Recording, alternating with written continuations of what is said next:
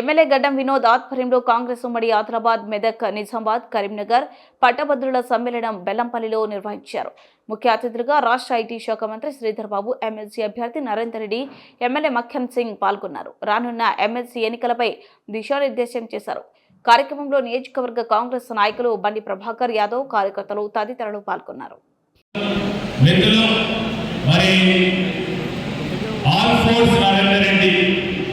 అంటే మన తెలంగాణ రాష్ట్రంలోనే ఒక పేరుగాంచిన విద్యా సంస్థ.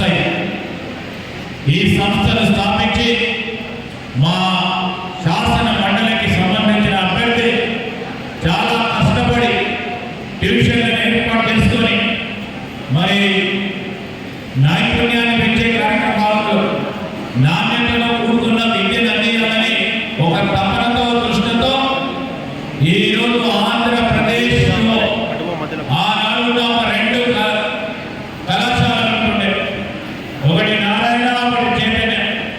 దాని ధీటుగా మన ప్రాంతవాసి, మన తెలంగాణ వాసి ఈరోజు ఆక్స్ఫోర్డ్ విద్యా వ్యవస్థను స్థాపించి వేలాది మందికి లక్షలు కాకుండా ఇప్పటికీ 25 సంవత్సరాల కాలంలో అనేక మంది విద్యార్థులు చదువు చెప్పించి వివిధ స్థాయిలో హోదాలో చేపట్ట ఆ కుటుంబానికి మంచి విద్యను అందించిన ఒక సోదరుని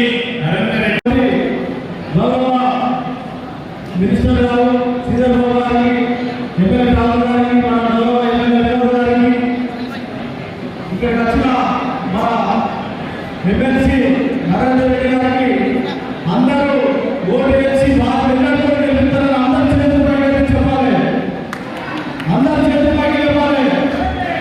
జై కాంగ్రెస్, జై కాంగ్రెస్. సన్మానం దయచేసి అందరినీ స్పీచ్ అయిన సన్మానం చేయాలి. ఎవరు సన్మానం చేయాలో ఎవరు స్టేజింగ్ కావాలని చెప్తా ఉన్నాను. కాంగ్రెస్ పార్టీ అధికారంలోకి వచ్చిన తర్వాత రైతులు కానీ కార్మికులు కానీ ఇలా నిరుద్యోగంలో ఉద్యోగాలు వచ్చినాయంటే అది కాంగ్రెస్ పార్టీ